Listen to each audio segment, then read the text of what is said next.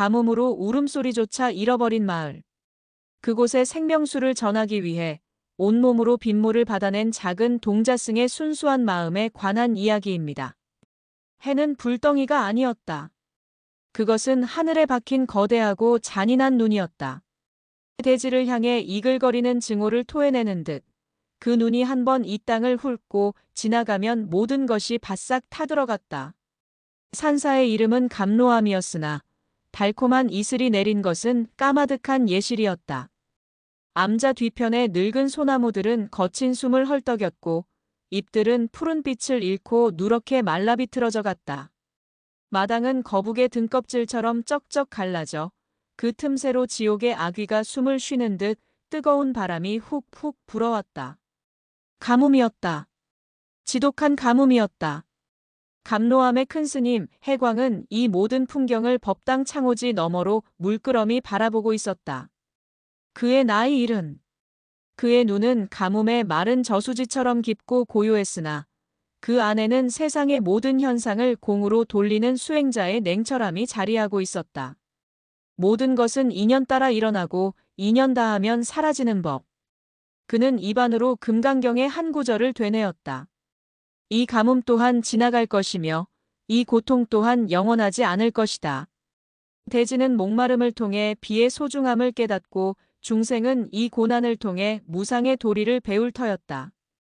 해광에게 이 가뭄은 또 하나의 거대한 화두이자 지나가야 할 수행의 과정일 뿐이었다. 그의 무릎 앞에는 이제 막 7살이 된 동자승, 묘현이 조아리고 있었다. 묘현은 오늘 아침 공양주 보살을 돕다가 그만 발을 헛디뎌 부처님께 올릴 공양미 한 자루를 마당에 쏟아버렸다. 이 귀한 것을. 공양주 보살의 탄식에 묘현은 얼굴이 새하얗게 질려 해광의 처소로 불려온 참이었다. 묘현아. 해광의 목소리는 늙은 종소리처럼 낮고 무거웠다. 쌀한 톨에는 천지 만물의 공덕이 담겨있다 하였거늘 어찌 이리 부주의하단 말이냐. 묘현은 고개를 들지 못했다. 갓 깎은 머리 위로 땀방울이 송골송골 맺혔다. 하지만 묘현을 괴롭히는 것은 해광의 꾸지람이나 쏟아버린 쌀에 대한 아까움이 아니었다. 먼지 냄새. 아침부터 불어오는 바람에 섞인 흙먼지 냄새가 묘현의 코를 자극했다. 그것은 그저 흙먼지가 아니었다. 그것은 타는 냄새였다. 생명이 말라 죽어가는 냄새. 지난주 탁발을 위해 잠시 내려갔던 아랫마을에서 맡았던 그 냄새였다. 듣고 있느냐? 네네. 스님. 잘못했습니다. 묘현은 엉겁결에 대답했지만 그의 마음은 온통 마당에 쏟아진 쌀알을 주워 담고 있는 공양주 보살에게 가 있었다. 저 쌀알들이라도 주워주기라도 쑤어야 할 텐데. 묘현의 작은 마음은 이미 산사 아랫마을에 굶주린 배들을 향해 달려가고 있었다. 해광은 묘현의 이런 산란함을 꿰뚫어 보았다. 마음이 밖에 있구나. 수행의 근본은 마음을 다스리는 것이다. 마당의 쌀이 아니라 내 마음속의 번뇌를 먼저 보거라. 해광은 묘현에게 법당 앞마당을 천천히 쓸며 반성하라는 벌을 내렸다. 묘현은 큰 빗자루를 들고 마당으로 나섰다. 빗자루가 갈라진 흙바닥을 긁을 때마다 서걱, 서걱 소리와 함께 먼지만 뽀얗게 일어났다. 쓸면 쓸수록 먼지는 더 피어올랐다. 비가 와야 하는데. 비가 와야 이 먼지도, 저 마른 논도, 사람들의 아픈 마음도 다 씻겨 내려갈 텐데. 묘현은 빗자루질을 멈추고 파랗다 못해 하얗게 질려버린 하늘을 올려다보았다. 작은 입술이 저도 모르게 달싹였다. 부처님, 비 좀 내려주세요. 그것은 기도가 아니었다. 7살 아이의 간절한, 그러나 절박한 호소였다. 해광은 방 안에서 그런 묘현의 뒷모습을 보며 가볍게 혀를 찼다. 아직 멀었구나. 저 간절함 또한 집착이거늘. 비는 인연이 닿으면 오는 것이지 구한다고 오는 것이 아니니라. 그렇게 감로함의 하루는 타는 대지의 신음과 깨달은 자의 고요함과 작은 아이의 절박함이 뒤섞인 채 흘러가고 있었다. 묘현이 그토록 비를 기다리는 데에는 이유가 있었다.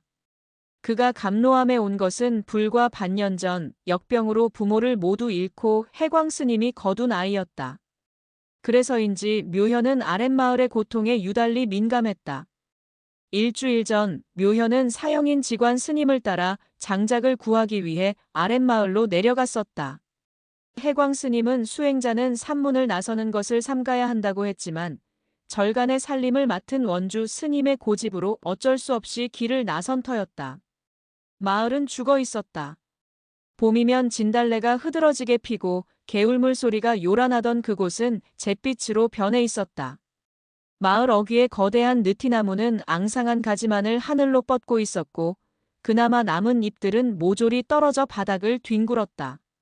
마을의 유일한 우물은 바닥을 드러낸 지 오래였다. 아낙네들은 텅 빈 물동이를 이고 먼 산 너머 아직 마르지 않은 실개천을 찾아 떠났지만 그마저도 곧 끊길 것이라 했다. 대장간은 불이 꺼져 있었다. 쇠를 두드리던 우렁찬 목소리의 대장장이 박서방은 그늘에 주저앉아 멍하니 마른 논바닥만 바라보고 있었다.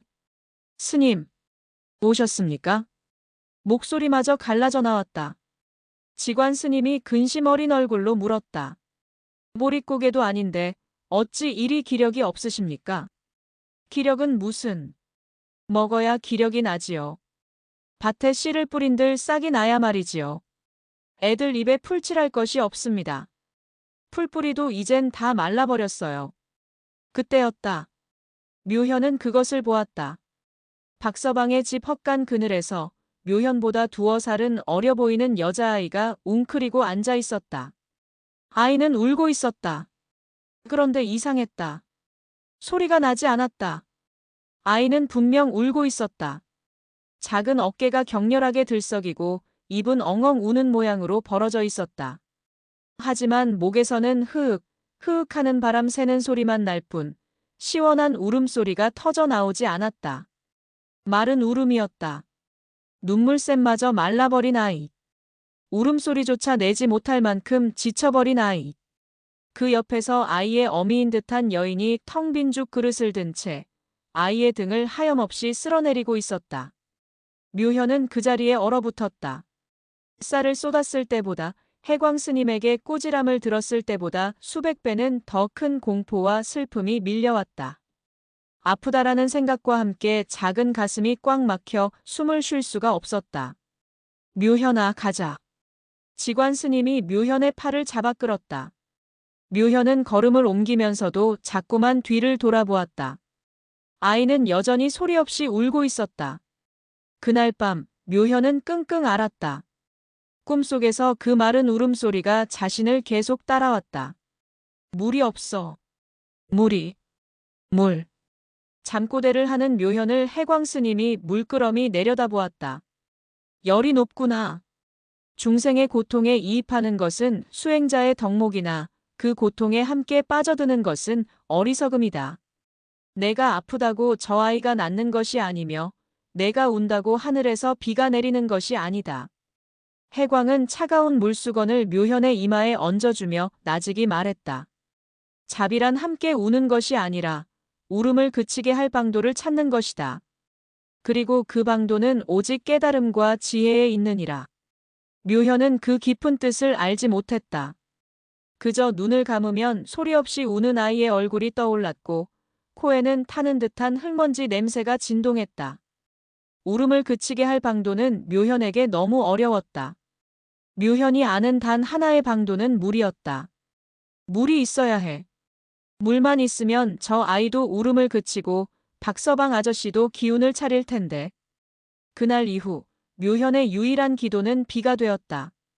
가뭄이 절정에 달했던 그날 오후 기적처럼 바람의 방향이 바뀌었다. 산사를 휘감던 뜨겁고 건조한 바람이 잦아들고 바다 쪽에서 축축하고 비릿한 기운이 실려오기 시작했다. 하늘은 여전히 하얗게 질려 있었지만 그 너머에서 무언가 거대한 움직임이 느껴졌다. 해광 스님은 경을 읽다 말고 조용히 눈을 감았다. 피부에 와닿는 공기의 질감이 달라져 있었다. 올 것이 왔구나. 그의 마음은 여전히 평온했다. 비가 오면 오는 것이고 오지 않으면 오지 않는 것이다. 모든 것은 순리대로 흐른다. 하지만 묘현은 달랐다. 벌을 받아 마당을 쓸던 묘현은 가장 먼저 그 변화를 감지했다. 타는 듯한 흙먼지 냄새가 사라지고 짙은 흙비린내가 코를 찔렀다. 묘현은 빗자루를 내던지고 마당 한가운데로 뛰쳐나갔다. 킁킁. 작은 강아지처럼 코를 벌름거리며 냄새를 맡았다. 비냄새다. 그 순간 묘현의 반질반질한 머리 위로 차가운 무언가가 툭 하고 떨어졌다. 묘현은 화들짝 놀라 머리를 만졌다. 물방울이었다. 비랴. 묘현은 제자리에서 펄쩍펄쩍 뛰었다. 비가 온다. 스님, 비가 와요. 아이의 고함 소리에 법당과 요사체에 있던 스님들이 하나둘 창문을 열고 밖을 내다보았다. 툭, 툭 하던 빗방울은 어느새 투두둑, 투두둑 소리를 내며 그 수를 늘려갔다. 정말 오는구나. 가뭄이 드디어 끝이 나는가 보네. 스님들의 얼굴에도 안도의 빛이 스쳤다. 해광 스님 역시 처소의 문을 열고 툇마루에 섰다. 말라비틀어진 소나무 잎 위로 빗방울이 부딪히는 소리가 들려왔다. 멋비로구나. 해광은 마른 대지를 적시는 저 비가 중생의 번뇌를 씻어내는 부처님의 가르침처럼 느껴졌다. 그는 이 거대한 자연의 순환 앞에서 가벼운 희열마저 느꼈다. 그러나 묘현의 반응은 그들과 달랐다. 묘현은 처음에는 기뻐서 어쩔 줄 몰라 하다가 이내 얼굴이 심각해졌다. 빗방울은 순식간에 장대비로 변해 쏟아지기 시작했다. 쏴아 마이너스 하는 소리와 함께 마당은 순식간에 흙탕물로 변해갔다. 갈라진 대지는 허겁지겁 물을 빨아들였지만 비의 기세가 너무 거세어 미처 스며들지 못한 물들이 낮은 곳을 찾아 흘러가기 시작했다. 마당의 물이 계곡을 이루어 산사 밖으로 아랫마을 쪽으로 흘러내렸다. 묘현은 그 흘러가는 흙탕물을 바라보며 발을 동동 굴렀다. 안 되는데. 그냥 흘러가면 안 되는데. 스님들은 비를 피해 모두 처마 밑이나 방 안으로 들어갔다. 묘현아, 너도 어서 들어오너라. 비 맞으면 병난다. 공양주 보살이 소리쳤지만 묘현은 그 자리에 못 박힌 듯 서 있었다. 아까워. 저 물 너무 아까워. 묘현의 눈에는 저것이 그냥 빗물이 아니었다. 저것은 마른 울음을 울던 아이에게 가져다 줄 약이었고 대장간 아저씨에게 줄 밥이었다. 그런데 저 귀한 것들이 그냥 흙탕물이 되어 떠내려가고 있었다. 안 돼! 묘현은 무언가에 홀린 듯 몸을 돌려 부엌 창고 쪽으로 달려갔다. 빗줄기는 더욱 거세져 묘현의 작은 몸을 금방이라도 쓰러뜨릴 것 같았다. 스님들은 따뜻한 차를 나누며 오랜만에 듣는 빗소리를 즐기고 있었다. 이 비로 가뭄이 해갈되겠지요. 나무 아미타불. 부처님의 가피입니다. 해광 스님은 툇마루에 앉아 쏟아지는 비를 바라보며 깊은 상념에 잠겨 있었다. 저 비는 어디에서 와서 어디로 가는가? 결국은 돌고 도는 것을. 중생들은 저 비가 내린다고 기뻐하고 가문다고 슬퍼하니 그 마음의 일어남과 사라짐이 저 비와 같구나. 그때였다. 빗소리를 뚫고 낑낑거리는 소리가 들려왔다.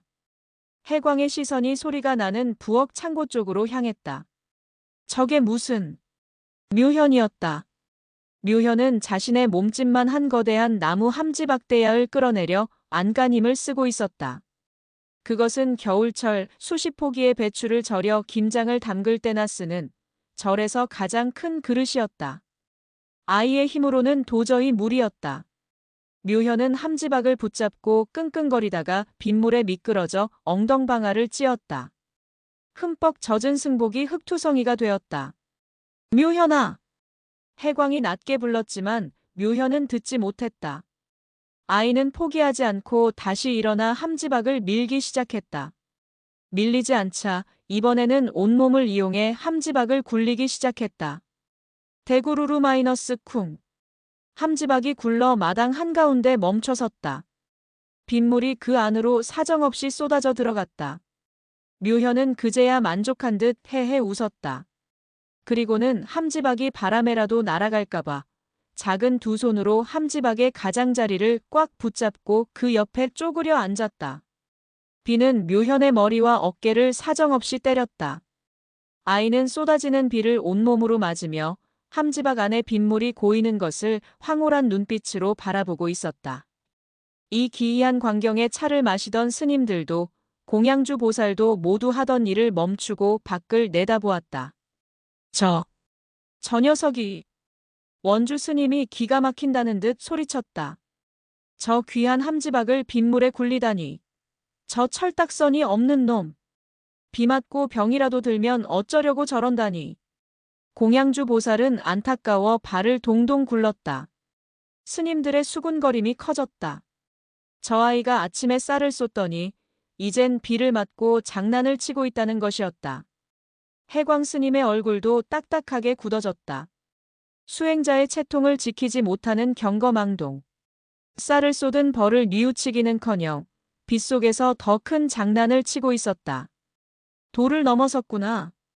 해광의 마음속에서 차가운 분노가 일었다. 이 엄중한 가뭄 끝에 내린 귀한 비를 맞으며 절이 철없이 구는 것을 보니 해광은 자신의 가르침이 부족했음을 통감했다. 따끔하게 야단을 쳐서라도 묘현의 저 들뜬 마음을 바로잡아야 했다. 당장 그만두게 해야겠습니다. 원주 스님이 묘현을 잡으러 마당으로 뛰쳐나가려던 찰나 해광이 손을 들어 그를 막았다.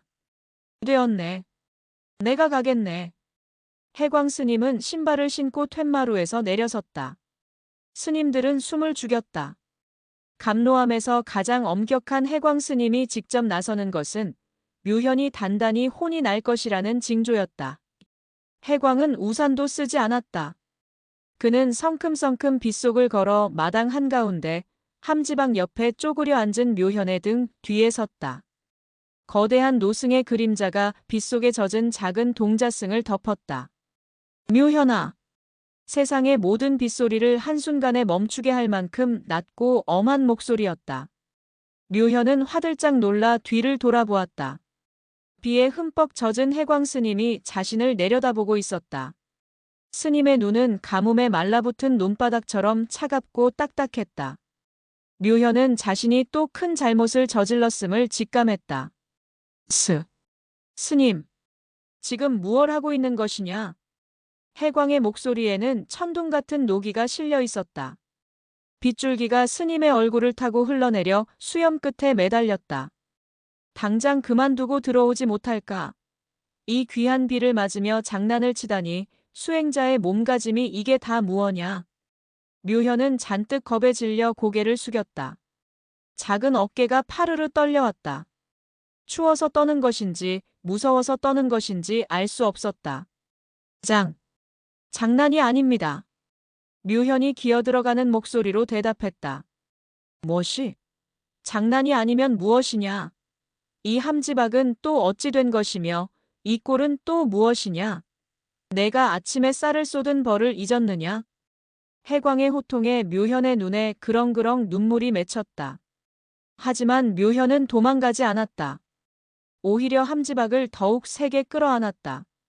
장난이 아닙니다, 스님. 묘현은 빗소리에 지지 않으려는 듯 목청을 높였다. 아이는 겁에 질렸지만 동시에 무언가를 필사적으로 지키려는 듯 절박해 보였다.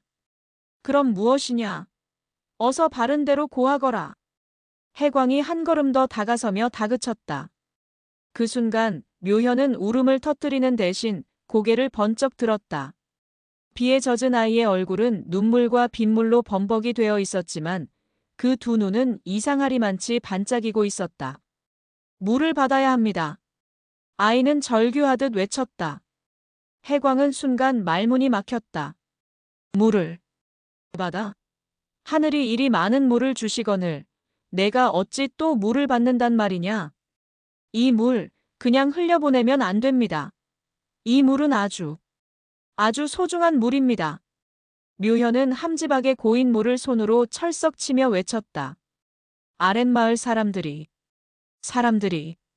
물이 없어서 묘현은 말을 잇지 못하고 울먹였다. 일주일 전 보았던 소리 없이 울던 그 아이의 얼굴이 떠올랐다. 박서방 아저씨네 딸이 물이 없어서 울음도 못 웁니다. 이 물이라도 받아서 이 물이라도 가져다 주어야 합니다.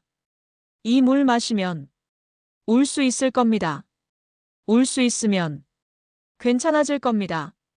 아이의 목소리는 빗소리에 묻혀 웅얼거렸지만 해광의 귀에는 그 모든 말이 우레와 같이 또렷하게 박혔다. 해광 스님은 그 자리에 얼어붙었다. 물을 가져다 주기 위해 수십 년간 쌓아온 수행의 공력, 금강석처럼 단단하다고 믿었던 해광의 이성이 쩡하고 금이 가는 소리가 났다. 그는 쏟아지는 비를 맞으며 서 있는 묘현을 보았다. 그리고 묘현이 필사적으로 붙들고 있는 함지박을 보았다. 거대한 함지박에는 기껏해야 바닥이 겨우 젖을 정도의 물만 고여 있었다. 저 물을 모아서 아랫마을까지. 해광은 이 아이의 행동이 얼마나 어리석은 짓인지 설명하려 했다.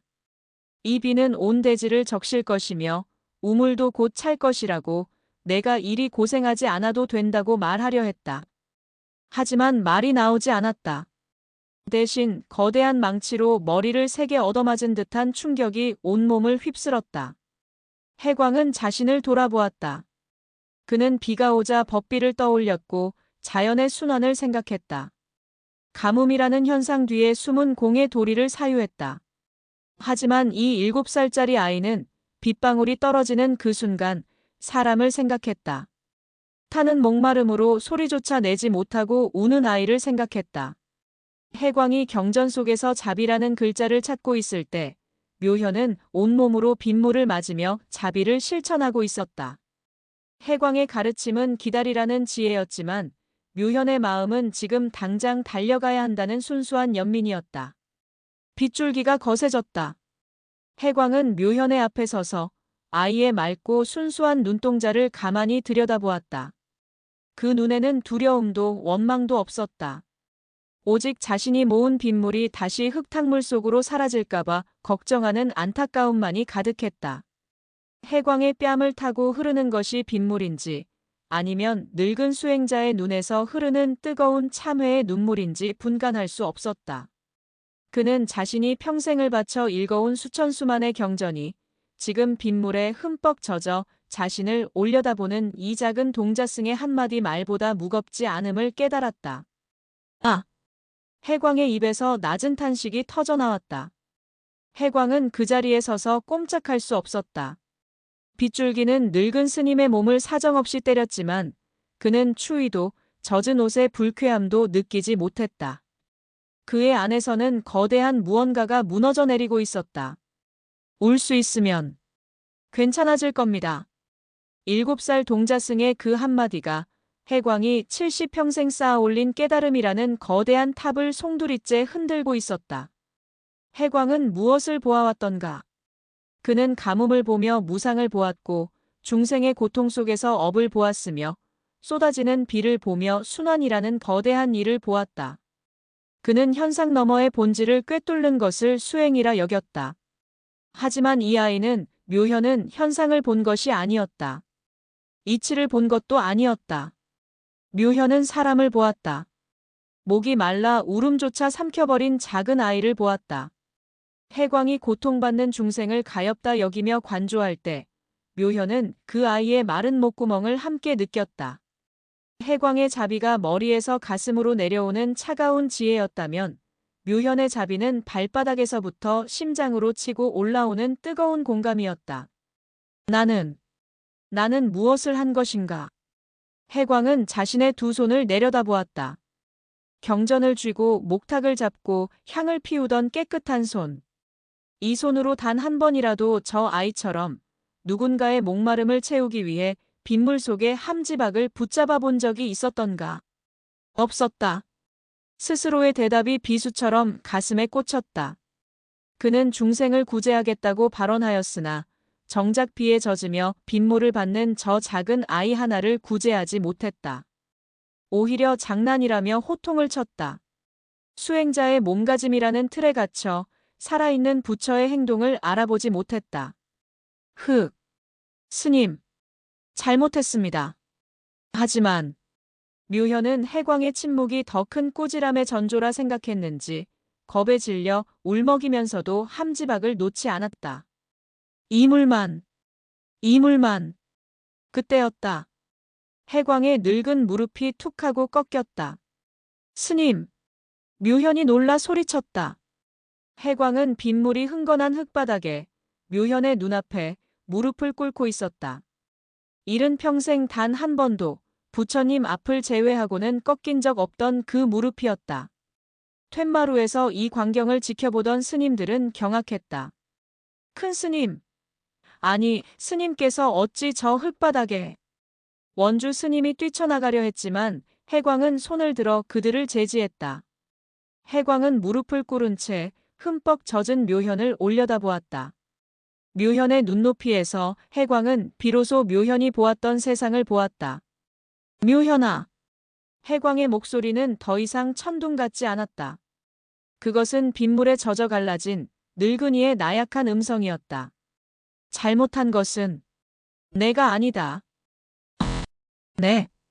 이 늙은 중이. 내가 잘못했다. 해광의 눈에서 뜨거운 것이 흘러내렸다. 빗물인지 눈물인지 분간이 가지 않았으나 그것은 소금처럼 짜고 불처럼 뜨거웠다. 내가 나의 스승이다. 묘현아. 해광은 묘현을 향해 함지박을 향해 그 순수한 마음을 향해 깊이 허리를 숙였다. 흙탕물이 해광의 이마에 묻어났다. 모든 소리가 멎었다. 오직 쏴아 하는 빗소리만이 이 기이하고도 성스러운 의식을 감싸고 있었다. 해광은 천천히 몸을 일으켰다. 그리고 묘현이 꽉 붙들고 있던 함지박의 반대편을 함께 움켜쥐었다. 스님. 묘현이 놀라 눈을 동그랗게 떴다. 함께 받자. 해광이 말했다.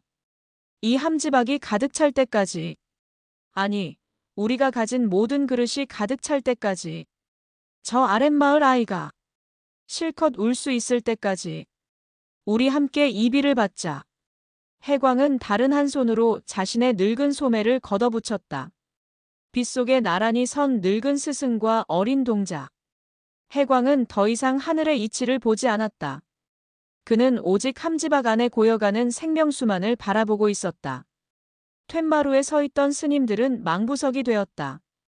그들이 평생을 하늘처럼 떠받들던 감로함의 가장 큰 어른이자 가장 깊은 깨달음을 지닌 해광 스님이 7살 동자승에게 스승이라 칭하며 흙바닥에 무릎을 꿇고 이제는 함께 비를 맞으며 함지박을 붙들고 서 있었다. 그 충격은 가뭄 끝에 내린 이 비보다 더 거대했다. 지금 내가 무엇을 본 것이냐? 지관 스님이 넋 나간 듯 중얼거렸다. 가장 먼저 정신을 차린 것은 살림을 도맡는 원주 스님이었다. 그는 본디 성격이 급하고 현실적인 사람이었다.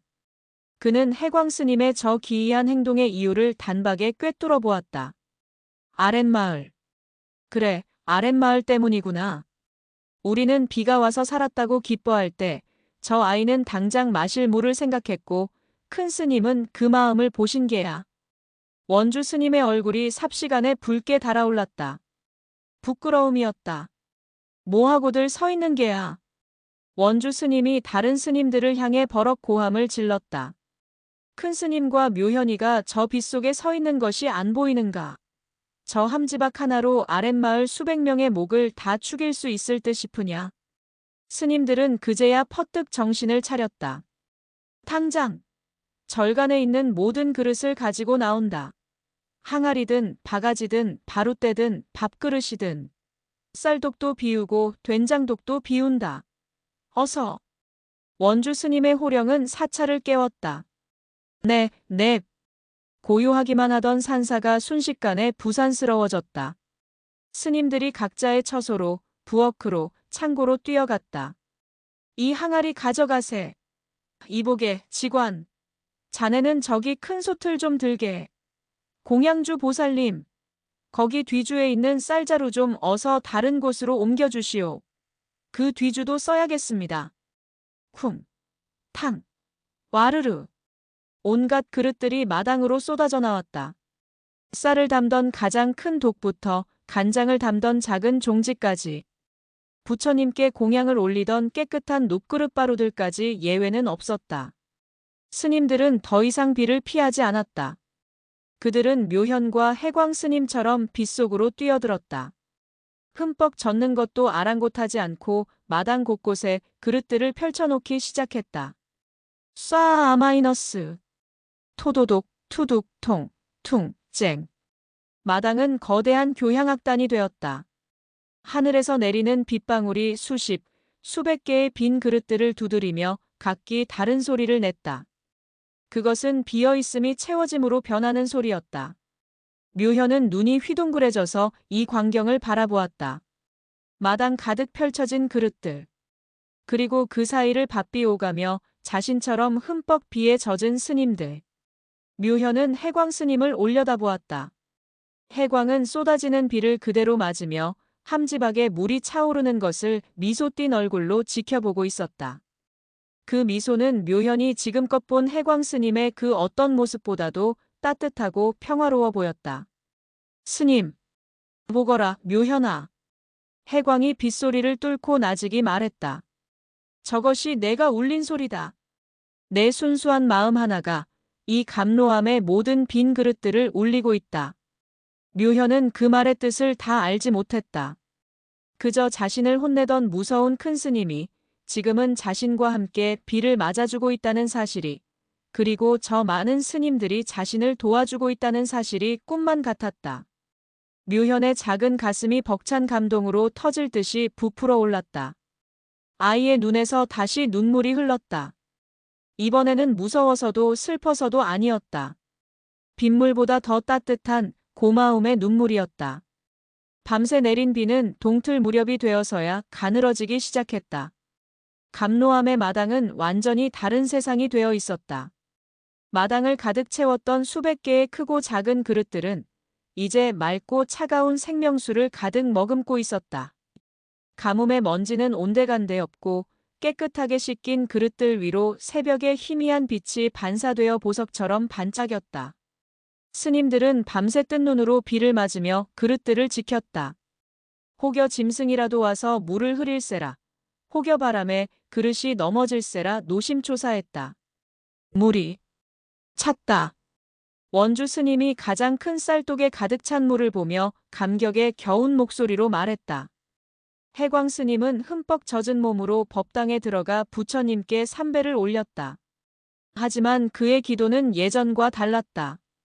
부처님, 저는 오늘에야 부처님의 가르침을 보았습니다.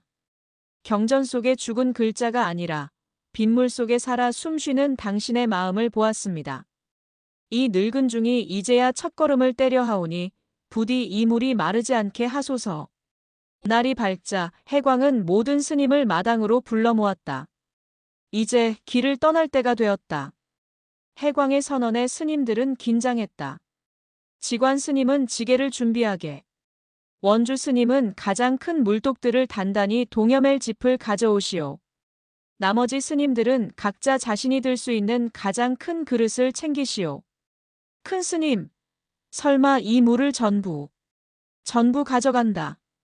단 한 방울도 남김없이. 그것은 명령이었으나 그 안에는 간절한 서원이 담겨 있었다. 묘현아. 네, 스님.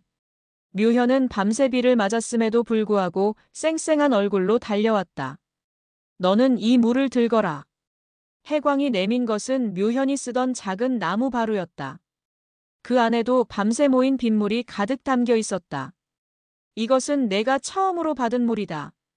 내가 직접 그 아이에게 가져다 주거라. 네. 묘현은 세상에서 가장 소중한 보물을 다루듯 두 손으로 조심스럽게 바루를 받쳐들었다. 산문을 나서는 행렬은 장엄했다. 맨 앞에는 해광 스님이 섰다. 그는 지팡이 대신 어깨에 작은 물동이를 맨 막대기를 짊어졌다. 70평생 짊어진 적 없는 무게였다. 그 뒤를 묘현이 따랐다. 묘현은 혹여 물이 쏟아질까 아기 걸음보다 더 조심스럽게 한 걸음 한 걸음 내디뎠다. 그 뒤로 지게에 큰 물독을 짊어진 스님들, 양동이를 든 스님들, 심지어 작은 주전자를 든 행자승까지. 감로함의 모든 스님들이 물을 짊어지고 산을 내려가기 시작했다. 길은 험난했다. 밤새 내린 비로 흙길은 진창이 되어 있었다. 발이 푹푹 빠지고 여기저기서 미끄러지기 일쑤였다. 조심하게. 이보게, 거기.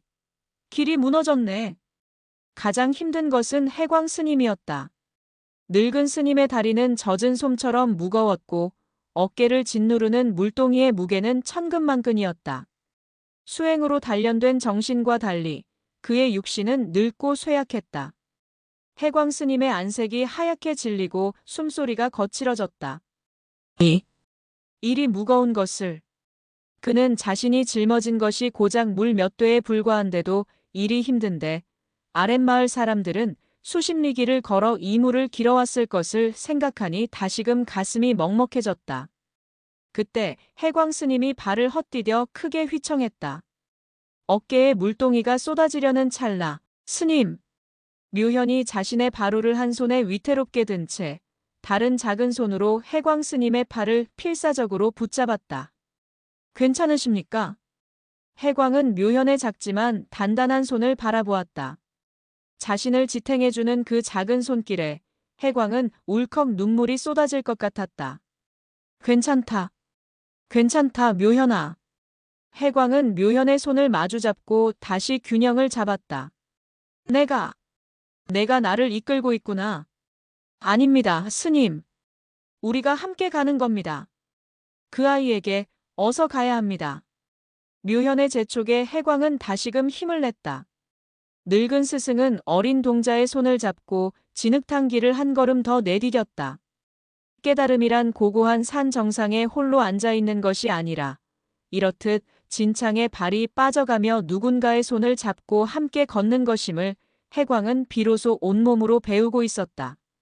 몇 시간이 걸렸을까? 해가 중천에 뜰 무렵 스님들의 행렬은 마침내 아랫마을 어귀에 도착했다. 마을은 빗속에서 더 처참했다. 가뭄에 갈라졌던 논바닥은 이제 거대한 흙탕물 웅덩이로 변해 있었고 비를 맞은 초가집들은 금방이라도 주저앉을 듯 위태로웠다. 마을 사람들은 비가 왔음에도 불구하고 집 밖으로 나오지 않았다. 기쁨은 잠시였다. 당장 마실 물은 해결되었을지 몰라도 빗물에 다 쓸려 내려간 밭과 썩어버릴 씨앗들을 생각하면 더 큰 절망이 밀려왔기 때문이었다. 그들은 그저 멍하니 다시 잿빛이 된 하늘만 바라보고 있었다. 그때 마을 어귀에 나타난 스님들의 행렬을 누군가 발견했다. 저기, 스님들이다. 한 아이의 외침에 사람들이 하나둘 문을 열고 밖을 내다보았다. 그리고는 자신들의 눈을 의심했다. 아니, 저게 다 뭐여? 감로함의 모든 스님들이 심지어 70노구의 해광 스님까지 흙투성이가 된 채 물을 짊어지고 마을로 들어오고 있었다. 물을. 왜? 마을 사람들은 어리둥절했다. 비가 이렇게나 많이 왔는데 왜 저 산 위에서부터 물을 이고 지고 내려온단 말인가? 스님, 이게 다 무슨 일입니까? 비가 와서 샘물도 곧 찰 터인데. 대장장이 박서방이 퀭한 눈으로 다가와 물었다. 해광 스님은 지고 있던 물동이를 땅에 내려놓고 거친 숨을 몰아쉬었다. 박서방. 샘물이 차기를 기다릴 수 없었습니다. 예. 지금 당장. 마셔야 할 사람이 있지 않습니까? 해광의 말이 채 끝나기도 전에 행렬의 맨 앞에 있던 묘현이 두 손으로 받쳐든 바루를 들고 박서방 곁을 스쳐 지나갔다. 묘현 동자님? 묘현은 아무 대답도 하지 않았다. 묘현의 눈은 오직 한 곳을 향해 있었다. 박서방의 집, 지난번 그 아이를 보았던 헛간 그늘이었다. 묘현은 작은 종종걸음으로 달려갔다. 헛간 앞에는 아이의 어미가 넋이 나간 채 쪼그려 앉아 있었다. 그녀는 스님들이 온 것도 묘현이 다가온 것도 모르는 듯 했다. 보살님! 묘현이 다급하게 불렀다. 여인은 천천히 고개를 들었다. 가뭄에 찌든 얼굴, 초점 없는 눈동자. 우리 애가 어제 저녁부터 숨을 여인의 목소리가 절망으로 갈라졌다. 묘현은 그 말을 끝까지 듣지 않고 헛간 안으로 뛰어들어갔다. 그곳에는 집더미 위에 뉘어진 묘현이 보았던 그 여자아이가 누워 있었다. 아이는 눈을 감은 채 미동도 하지 않았다. 비를 맞아서인지 몸은 불덩이처럼 뜨거웠다. 아가, 아가야. 묘현은 아이의 곁에 털썩 주저앉았다. 그리고 자신이 밤새 지켜왔던 단 한 방울도 흘리지 않으려 애썼던 바루를 아이의 입가로 가져갔다. 물 마셔. 이거 마시고. 울어야지. 울어야 돼. 묘현은 울먹이며 아이의 입술에 맑은 빗물을 조금씩 흘려넣었다.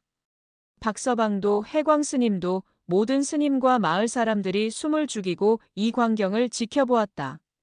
차가운 빗물이 불덩이 같은 아이의 목구멍으로 흘러들어갔다.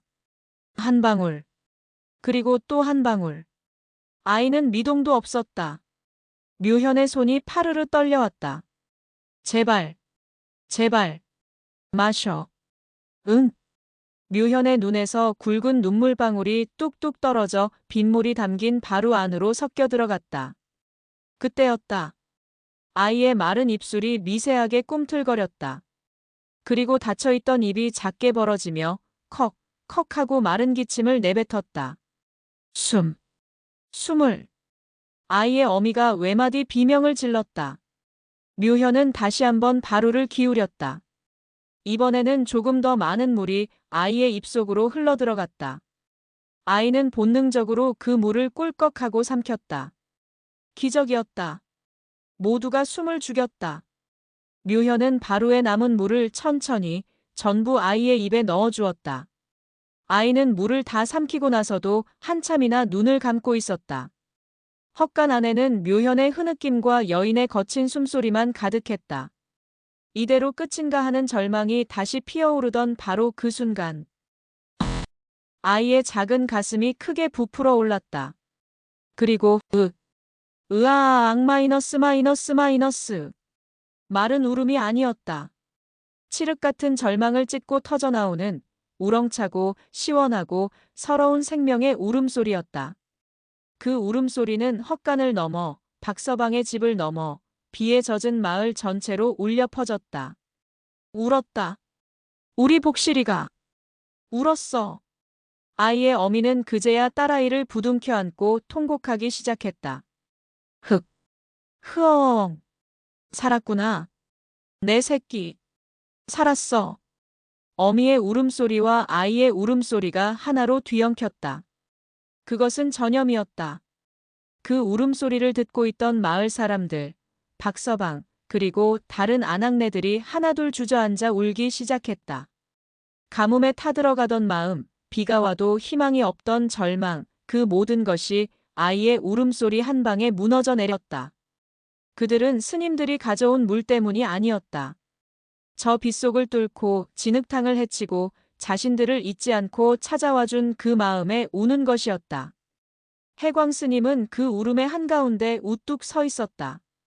그는 묘현을 바라보았다. 묘현은 아이의 손을 꼭 잡은 채 자신도 눈물 콧물이 범벅이 되어 웃고 있었다. 해광은 천천히 합장했다. 그는 부처님께 절을 한 것이 아니었다. 아랫마을을 향해 절을 한 것도 아니었다. 그는 지금 이 순간 이 마을에 울려 퍼지는 저 울음소리를 향해 그 무엇보다 거룩하고 위대한 생명의 소리를 향해 깊고 깊은 예를 올리고 있었다. 그래. 저 소리였구나. 해광은 눈을 감았다. 내가 평생을 찾아 헤맨 가장 깊은 경전은 바로 저 아이의 울음소리였구나. 아이의 울음소리는 신호탄이었다. 그것은 닫혀있던 마을의 모든 문을 열어젖히는 열쇠였고 죽음처럼 고요하던 대지에 울려 퍼지는 생명의 나팔 소리였다. 살았다. 정말 살았어. 사람들이 하나둘 헛간 앞으로 모여들기 시작했다. 그들은 비에 젖은 흙투성이 스님들과 마당을 가득 채운 크고 작은 그릇들을 망연히 바라보았다. 그릇마다 찰랑이는 맑은 물.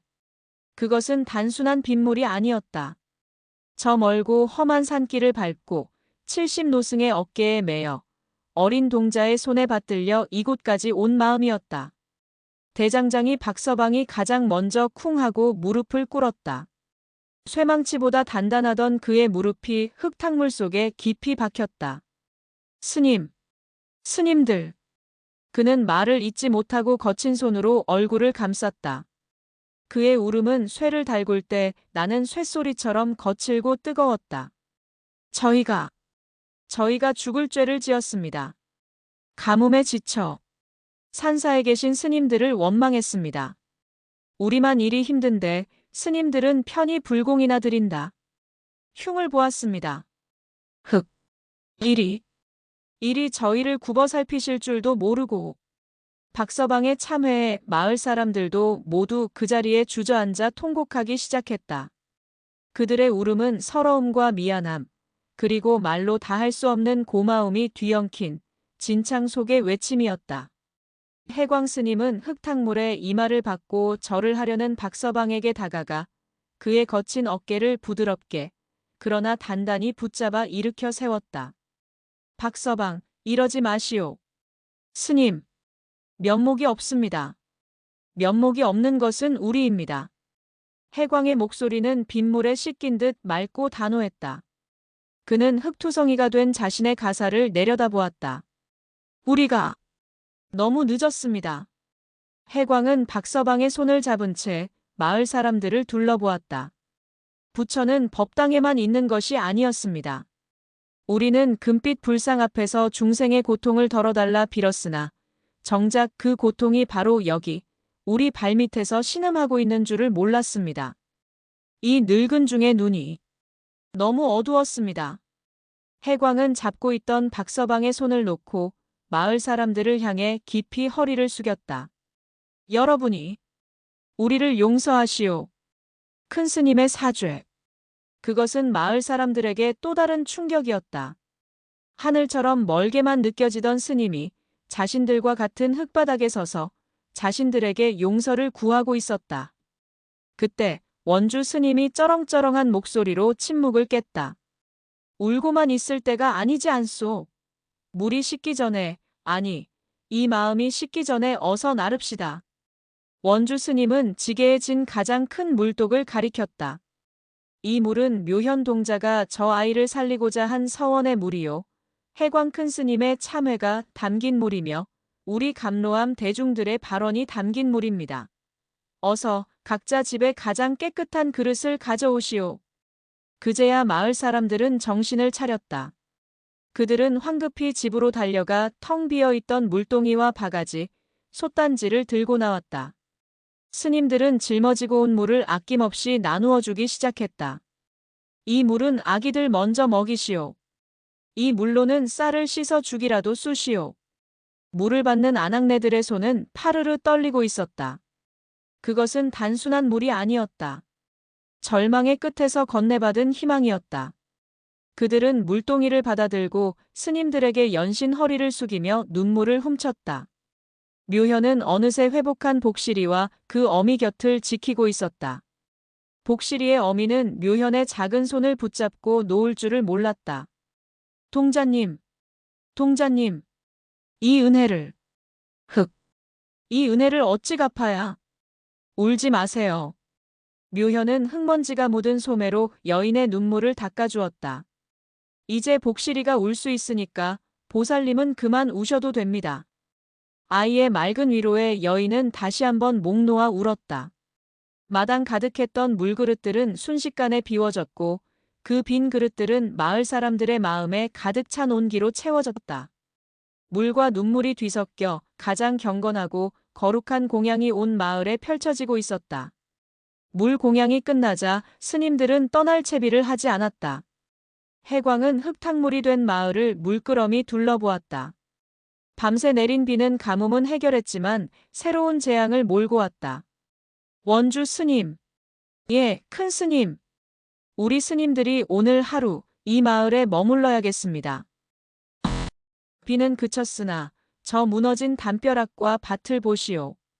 저것을 저리 두고 어찌 우리가 마음 편히 산사로 돌아갈 수 있겠소. 해광은 말이 끝나자마자 흙탕물이 질퍽이는 박서방의 밭으로 가장 먼저 걸어 들어갔다. 그리고는 빗물에 쓰러진 옥수수대를 하나하나 일으켜 세우기 시작했다. 큰 스님, 아니 스님, 어찌 이런 굳은 일을. 박서방이 기겁을 하며 달려왔다. 해광이 입고 있는 가사는 본디 수행자의 위엄을 상징하는 깨끗하고 성스러운 법복이었다. 그런 가사 자락이 지금 흙탕물에 질질 끌리며 더럽혀지고 있었다. 해광은 옥수수대를 세우며 온화하게 웃었다. 박서방, 부처님께 올리는 공양이 어찌 향을 피우고 경을 읽는 것뿐이겠소. 이 땀방울 또한 공양이요. 이 진흙 또한 공양입니다. 그는 자신의 가사 자락에 묻은 진흙을 손으로 툭툭 털어냈다. 평생을 깨끗한 법당에서 먼지 하나 없는 경전만 읽어왔소. 오늘에야 비로소 이 진흙 묻은 가사가 내 평생 입었던 그 어떤 가사보다 더 따뜻하고 향기롭다는 것을 깨달았소. 해광의 행동에 다른 스님들도 모두 일제히 움직였다. 지관, 자네는 저쪽 무너진 울타리를 좀 보세. 행자들은 가서 쓸려 내려간 집단이라도 모아오너라. 수행승들은 경전 대신 삽과 괭이를 들었다. 그들의 손놀림은 서툴렀다. 삽질은 엉성했고 괭이질은 힘이 없었다. 하지만 그 누구도 꾀를 부리거나 얼굴을 찌푸리지 않았다. 마을 사람들은 처음에는 어쩔 줄 몰라 하며 그 모습을 바라보았다. 자신들이 신성하게 여기던 스님들이 땀을 뻘뻘 흘리며 진흙탕 속을 구르는 모습은 충격이었다. 하지만 그 서툰 몸짓 속에 담긴 진심을 보았다. 우리가 뭐 하는 게야? 스님들께 저런 일을 시키고. 어서 연장 들고 나오게. 박서방의 외침을 시작으로 마을 남자들이 하나둘 연장을 들고 합세했다. 여자들은 스님들과 마을 사람들을 위해 급히 밥을 짓기 시작했다. 빗물로 지은 밥이었다. 묘현은 무엇을 할까 고민했다. 무거운 것을 들기엔 힘이 약했다. 묘현은 복실이를 포함한 마을 아이들을 모았다. 얘들아, 우리 저기 밭에 돌멩이 줍자. 묘현은 밭을 망가뜨린 큰 돌 대신 밭둑을 다지는 데 쓸 작은 조약돌들을 모으기 시작했다. 아이들도 깨르르 웃으며 묘현을 따라 작은 돌멩이들을 주워 모았다. 해광은 땀을 훔치다 그 광경을 보았다. 밭을 복구하는 어른들과 그 곁에서 돌을 모으는 아이들. 스님과 속인의 경계가 사라지고 절과 마을의 구분이 없어진 풍경. 저것이로구나. 해광은 깨달았다. 산은 산이요, 물은 물이로다라는 화두의 끝은 산과 물이 따로 있음을 아는 것이 아니었다. 산과 물이 스님과 마을 사람이 묘현과 복실이가 하나로 어우러져 있음을 아는 것이었다. 진정한 자비는 중생을 구제한다는 오만한 마음이 아니었다. 그저 함께 땀 흘리고 함께 진흙을 묻히는 것이었다. 해광은 자신의 뺨을 타고 흐르는 것이 땀인지 눈물인지 모른 채 다시 허리를 굽혀 흙탕물 속에 돌을 집어들었다. 그의 진흙 묻은 가사는 그날따라 유난히 빛나 보였다. 해질 무렵이 되자 마을은 기적처럼 제 모습을 되찾아가기 시작했다. 무너진 담장은 다시 세워졌고 빗물에 쓸려 나갔던 밭고랑은 스님들과 마을 사람들의 땀으로 다시 이어졌다. 모두가 지쳐 밭둑에 주저앉아 거친 숨을 몰아쉬었다. 그때 마을 아낙네들이 빗물로 지은 밥과 절에서 가져온 나물로 차린 소박한 저녁상을 내왔다. 스님들, 변변찮지만 이것이라도 드십시오. 해광은 밥그릇을 받아들고 묘현을 찾았다. 묘현은 아이들과 노느라 땀범벅이 된 채 복실이에게 밥을 떠먹여주고 있었다.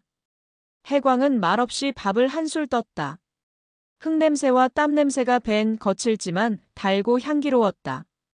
평생 먹어본 그 어떤 공양보다도 맛있는 밥이었다. 그렇게 모두가 말없이 저녁 공양을 들고 있을 때였다. 땡 마이너스 마이너스 마이너스. 정막을 깨고 맑고 우렁찬 쇠소리가 마을에 울려 퍼졌다. 모두가 소리가 나는 곳을 바라보았다. 대장간이었다. 박서방이 어느새 자신의 대장간으로 돌아가 숯을 피우고 불을 지펴 시뻘겋게 달아오른 쇠를 망치로 내리치고 있었다. 땡 마이너스 마이너스 마이너스. 땡. 땡. 땡. 가뭄이 시작된 이래 단 한 번도 울리지 않았던 망치 소리. 절망 속에 꺼져버렸던 대장간의 불씨가 다시 타오르고 있었다. 사람들은 밥 먹는 것도 잊은 채 그 소리를 들었다. 그것은 단순한 망치 소리가 아니었다. 그것은 마을의 심장이 다시 뛰는 소리였고 다시 살 수 있다는 희망의 외침이었다. 박서방은 땀을 비오듯 흘리며 쇠를 두드렸다. 그는 지금 농기구를 만들고 있었다. 빗물에 망가진 쟁기와 호미를 버리고 새 희망을 심을 새 농기구를 만들고 있었다. 그는 스님들에게 진 빚을 갚을 길이 없었다. 돈도 쌀도 없었다. 그가 갚을 수 있는 유일한 것은 자신의 망치 소리로 우리 마을은 죽지 않았다는 것을 보여주는 것뿐이었다. 땡 마이너스 마이너스 마이너스. 망치 소리가 울릴 때마다 주저앉아 있던 마을 사람들의 눈빛이 달라졌다. 멍하고 공허했던 눈에 다시 빛이 돌기 시작했다. 그래. 망치 소리가 들리니 이제야 살 것 같구먼. 박서방이 다시 쇠를 잡았으니 우리도 다시 밭을 잡아야지. 사람들은 밥그릇을 비우고 하나둘 자리에서 일어났다. 해광 스님은 묘현의 어깨를 감싸 안았다.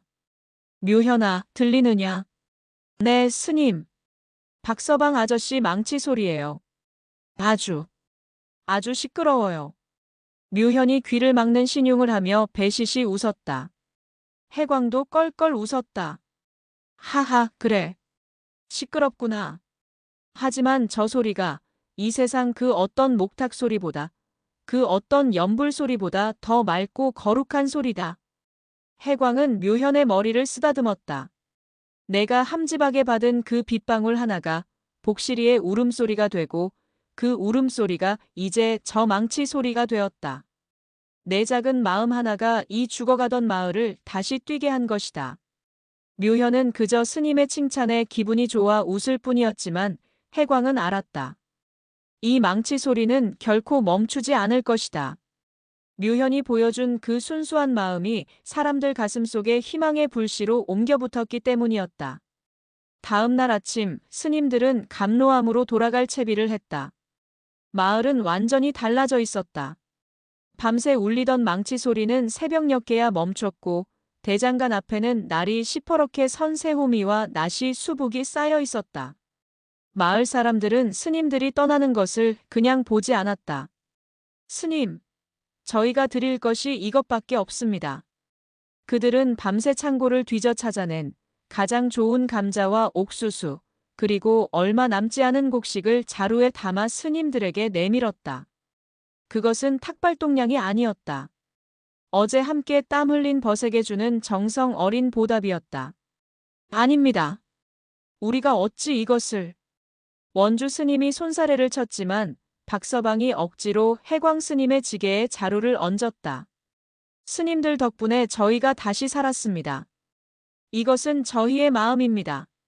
제발 받아주십시오. 받아주셔야 저희 마음이 편합니다. 해광은 더 이상 사양하지 않았다. 고맙게 받겠습니다. 대신 약조 하나만 하십시다. 말씀하십시오, 스님. 다시는 울음소리조차 내지 못할 만큼 아파하지 마시오. 힘들면 소리내어 우시고 도움이 필요하면 언제든 산사로 올라와 문을 두드리시오. 감로암의 문은 이제 여러분을 향해 언제나 열려 있을 것입니다. 해광의 약속에 마을 사람들의 눈시울이 다시 붉어졌다. 복실이는 어느새 기운을 차려 묘현의 손을 꼭 붙잡고 있었다. 동자님 오빠. 가지마. 나중에 또 올게. 밥 잘 먹고 울고 싶을 땐 크게 울어야 해. 알았지? 묘현이 어른스럽게 복실이의 머리를 쓰다듬어 주었다. 마을 사람들 전체가 산길 어귀까지 나와 스님들을 배웅했다. 스님들과 마을 사람들은 서로에게 깊이 허리를 숙여 절을 했다. 어제와 그제 절을 했던 의미와는 또 다른 깊은 존경과 감사가 담긴 절이었다. 산사로 돌아오는 길. 내려갈 때는 물이 가득 차 무거웠지만 올라오는 길은 곡식 자루로 무거웠다. 하지만 스님들의 발걸음은 이상하리만치 가벼웠다. 함께 짊어진다는 것의 의미를 마음을 나눈다는 것의 기쁨을 온몸으로 깨달았기 때문이었다. 감로암에 도착한 해광 스님은 법당으로 가지 않았다. 그는 땀에 젖은 지게를 내려놓고 곧장 자신의 처소로 향했다. 그리고 묘현을 불렀다. 묘현아, 내 바루를 이리 다오. 네. 제 밥그릇은 왜요? 묘현이 흙먼지가 묻은 자신의 작은 나무 바루를 내밀었다. 해광은 그 바루를 두 손으로 공손히 받았다. 그리고는 자신의 처소에서 가장 귀하게 여기던 경전을 모셔둔 경상 위, 금동 불상 바로 옆자리에 그 나무 바루를 올려놓았다. 스님, 그건 제 밥그릇인데. 부처님 옆에. 묘현이 당황해서 말하자 해광이 묘현의 어깨를 다독였다. 묘현아. 해광은 불상 옆에 놓인 나무 바루를 자애로운 눈길로 바라보았다. 나는 평생을 저 금빛 불상과 어려운 경전 속에서 부처를 찾았다. 하지만 진짜 부처는 저기에 있지 않았다. 해광은 묘현을 바라보았다. 타인의 고통을 위해 기꺼이 빗속으로 뛰어들고 자신의 가장 소중한 것을 나누며 절망 속에서 울음소리를 되찾아준 너의 그 순수한 마음. 그 마음을 담았던 이 바루가 바로 내가 평생을 찾아 헤맨 가장 위대한 경전이다. 해광 스님은 자신의 밥그릇이 살아있는 경전이 되었다는 것을 알 리 없는 그저 어리둥절해하는 묘현을 끌어안았다. 늙은 스승의 눈에서는 가뭄 끝의 단비보다 더 시원하고 깊은 깨달음의 눈물이 흘러내리고 있었다. 시간은 산사의 늙은 소나무 껍질처럼 겹겹이 쌓여갔다. 지독했던 가뭄의 상처는 빗물과 땀방울, 그리고 사람의 온기가 뒤섞여 아물었다. 죽음의 냄새가 진동하던 잿빛대지는 스님들과 마을 사람들이 함께 일군 밭에서 피어난 눈부신 생명력으로 다시금 푸르렀다. 계절은 어김없이 순환하여 모든 것이 얼어붙었던 혹독한 겨울을 지나 산수유와 진달래가 수줍게 꽃망울을 터뜨리는 따뜻한 봄을 다시 불러왔다. 감로암은 근본부터 변해 있었다. 그 거대한 변화의 중심에는 이제는 감로암의 가장 성스러운 상징이 된 묘현의 낡은 나무 바루가 있었다. 해광 스님의 하루는 동틀역 법당이 아닌 자신의 처소에서 시작되었다. 그는 일어나자마자 정갈하게 옷매무새를 가다듬고 수십 년간 매일 아침 향을 피우고 절을 올렸던 금빛 찬란한 본존부를 등졌다. 대신 그는 방 한가운데 가장 귀한 경전을 모시던 경상 위에 정좌했다. 그리고 그 위에 모셔진 흙먼지가 묻고 가장자리가 살짝 이가 빠진 묘현의 작은 나무 바루를 향해 70노구의 이마가 바닥에 닿도록 깊고 경건한 삼배를 올렸다. 처음 해광 스님이 이 바루를 그곳에 모셨을 때 감로암의 대중들은 술렁였다. 살림을 맡은 원주 스님은 큰 스님 제정신이십니까? 어찌 저런 때 묻은 밥그릇을 부처님 모실 자리에 제가 깨끗이 닦아 라며 바루를 치우려 했다. 그때 해광은 원주 스님의 손을 조용히 그러나 단호하게 제지했다. 원주, 손대지 말게. 하오나 스님, 이는 불경입니다. 아니, 이것이야말로 내가 70평생 찾아 헤맨 가장 위대한 불경일세. 해광은 바루 표면에 말라붙은 흙자국을 늙은 손가락으로 쓸었다. 이 흙자국이 바로 중생의 곁으로 가라는 부처님의 가르침이요.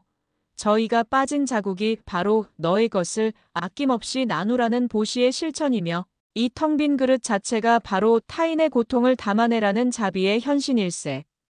금빛 불상은 우리에게 깨달음의 결과를 보여주지만 이 낡은 그릇은 우리에게 깨달음의 길을 보여주네. 우리는 저 불상을 닮으려 할 것이 아니라 이 그릇의 마음을 실천해야 하네. 그날 이후 감로암의 모든 스님들은 아침 저녁으로 그 낡은 나무 바루를 향해 절을 올렸다. 그것은 우상 숭배가 아니었다. 묘현이라는 가장 순수한 마음이 실천했던 살아있는 가르침에 대한 존경과 다짐의 의식이었다. 해광의 화두 또한 변했다. 그는 더 이상 이먹고 이것이 무엇인가나 공과 같은 형이상학적인 진리를 탐구하지 않았다. 바로 앞에 정좌한 그의 새로운 화두는 지극히 구체적이고 감각적이었다. 오늘 저 텅 빈 바루를 나는 무엇으로 채울 것인가? 그는 눈을 감고 귀를 열었다. 아랫마을에서 들려오는 박서방의 망치 소리가 힘찬가? 아이들의 웃음소리가 맑은가? 혹여 가뭄때처럼 소리 없는 울음이 바람을 타고 들려오지는 않는가? 그의 깨달음은 더 이상 고요한 산사 안에 머무르지 않고 산문을 넘어 저작거리의 모든 소리와 냄새, 고통과 기쁨 속으로 스며들었다. 감로함의 일과도 바뀌었다. 새벽 예불과 독경 소리는 여전히 우렁찼지만 그 소리가 끝나기 무섭게 울력울력 커뮤널 워크를 알리는 죽비 소리가 이어졌다. 산문은 더 이상 속세와의 경계를 가르는 닫힌 문이 아니었다. 그것은 마을로 향하는 가장 넓은 통로가 되었다. 스님들의 손은 경전과 염주알을 만져곱던 예전과 달리 삽과 괭이 자루에 거칠어지고 굳은 살이 박였다. 어느 날 도시에서 온 젊은 행자승이 밭일을 마치고 돌아와 진흙투성이가 된 자신의 가사를 보며 투덜거렸다. 수행자의 옷이 이리 더러워져서야 위험이 서질 않습니다. 그 말을 들은 해광은 아무 말 없이 그 행자승의 가사를 직접 받아와 밤새 정성껏 빨아주었다. 그리고 다음 날 아침 깨끗해진 가사를 돌려주며 나직이 말했다. 가사에 묻은 흙은 씻어냈네만 그 흙이 가르쳐준 교훈까지 씻어내지는 말게. 중생들이 땀과 눈물로 뒤범벅된 진창 속에서 살아가는데 홀로 깨끗함만을 고집하는 가사야말로 가장 부끄러운 옷일세. 그 흙자국이야말로 자네가 어제 하루 부처의 길을 걸었다는 가장 빛나는 훈장임을 잊지 말게. 스님들은 더 이상 밭일을 일이라 부르지 않고 밭경전을 읽는다 하였고 무너진 돌담을 싸는 것을 돌탑불공이라 불렀다. 어느 날에는 감로암의 오랜 시주인 한양의 거부가 깨달음을 얻은 큰 스님 해광을 뵙겠다며 값비싼 예물을 싣고 찾아왔다. 그는 화려한 법당에서 고고하게 차를 마시며 자신을 맞이할 노승을 상상했다. 그러나 그가 마주친 광경은 해광 스님이 마을 사람들과 똑같이 땀을 뻘뻘 흘리며 복실인의 집 무너진 외양간 지붕에 짚을 엮어 올리고 있는 모습이었다. 해광의 얼굴은 땀과 흙먼지로 범벅이 되어 있었다. 뉘신지. 혹 감로암의 해광 큰 스님을 아시는지요? 내가 그분의 법문을 청하러 왔는데. 거부가 어리둥절하여 묻자 해광이 지붕 위에서 껄껄 웃으며 답했다. 하, 내가 해광일세. 법문이라. 지금 내가 올리고 있는 이 집단이 바로 오늘의 법문인데 보시게. 이 집단은 홀로 있으면 비바람을 막지 못하나 이처럼 함께 엮이면 가장 따뜻한 집이 되어주지. 이보다 더 큰 법문이 어디 있겠는가. 해광은 거부를 향해 손을 내밀었다. 거기 서서 구경만 할 텐가. 자, 이 집단이라도 좀 위로 올려주시게. 함께 법문을 완성해보세. 거부는 값비싼 비단옷이 더러워지는 것도 잊은 채 멍하니 집단을 받아 해광에게 건네주었다. 가을이 되자 스님들과 마을 사람들이 함께 피땀 흘려 일군 밭에서는 기적과도 같은 풍작이 이루어졌다. 황금빛으로 물든 들판은 가뭄의 고통을 완전히 잊게 할 만큼 풍요로웠다. 추수가 끝난 첫날. 이른 새벽부터 아랫마을이 벅찬 함성으로 술렁였다. 박서방을 필두로 한 마을 사람들 전체가 갓 지은 햅쌀과 가장 실하고 굵은 곡식, 과일들을 지게마다 가득 짊어지고 감로암으로 향했다. 그것은 시주나 보시가 아니었다. 생사고락을 함께한 벗에게 절망의 늪에서 손을 잡아준 은인에게 전하는 눈물겹도록 뜨거운 감사의 행렬이었다. 스님, 큰 스님, 저희가 돌아왔습니다. 스님들께서 함께 흘리신 땀방울이 여기 이 쌀알 속에 다 담겨 있습니다. 제발 받아주십시오. 해광은 산문 앞까지 달려나가 땀에 젖은 마을 사람들을 맞이했다. 그는 쌀자루를 어루만지며 눈시울을 붉혔다. 고맙습니다. 정말 고맙습니다. 이 쌀알 하나하나가 바로 부처님의 사리와도 같구려. 이보다 더 거룩한 공양은 없을 것입니다. 그날 감로암 마당에서는 역사상 유례없는 큰 잔치가 벌어졌다. 솥단지에는 햅쌀밥이 끓고 갓 추수한 채소로 끓인 국 냄새가 산사 전체에 진동했다. 스님들과 마을 사람들이 한데 뒤섞여 높고 낮음의 구분 없이 법당 앞마당 흙바닥에 주저앉아 함께 밥을 먹었다. 묘현은 그 사이를 나비처럼 날아다녔다. 묘현의 손에는 이제 완연히 건강을 되찾아 볼이 통통하게 오른 복실이의 손이 꼭 쥐어져 있었다. 아이들은 스님들의 무릎에 번갈아 앉으며 재롱을 부렸고 스님들은 할아버지처럼 인자한 미소로 아이들의 입에 밥을 넣어주었다. 해광은 그 풍경의 한가운데에 앉아 있었다. 그의 곁에는 박서방이 앉아 스님이 따라준 막걸리 잔을 거칠어진 손으로 받아들었다. 스님, 불제자가 술을. 괜찮으시겠습니까? 해광은 자신의 잔에도 술을 채우며 껄껄 웃었다. 박서방. 오늘 이 술은 술이 아닐세. 이것은 우리가 함께 흘린 땀이요, 함께 나눈 마음일세. 어찌 달지 않겠는가? 산사와 마을의 경계는 그날 그 밥과 술과 웃음소리 속에 완전히 녹아내렸다. 그리고 다시 모든 것이 소생하는 봄이 찾아왔다. 해광 스님은 따사로운 봄볕이 내리쬐는 툇마루에 앉아 저 멀리 아지랑이가 피어오르는 아랫마을을 물끄러미 바라보고 있었다. 작년 이맘때 그는 저 풍경을 보며 무상과 공이라는 이치를 떠올렸다. 하지만 지금 그의 귀에 들리고 눈에 보이는 것은 전혀 달랐다. 박서방의 대장간에서는 여전히 떼앵떼앵하는 봄의 기운보다 더 힘찬 망치 소리가 들려왔다. 아이들이 밭둑을 뛰어다니며 지르는 까르르 웃음소리가 바람을 타고 산사까지 맑게 전해졌다. 밭을 가는 농부들의 우렁찬 노랫소리도 들려왔다.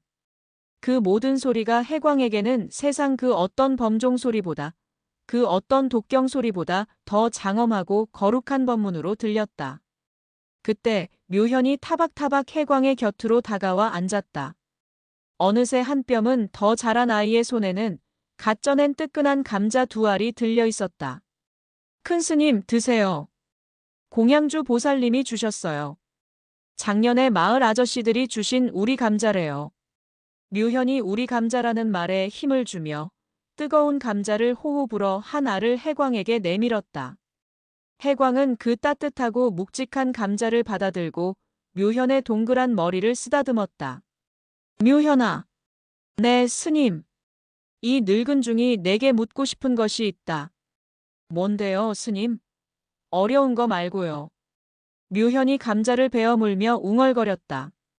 해광은 자애로운 미소로 묘현을 바라보았다.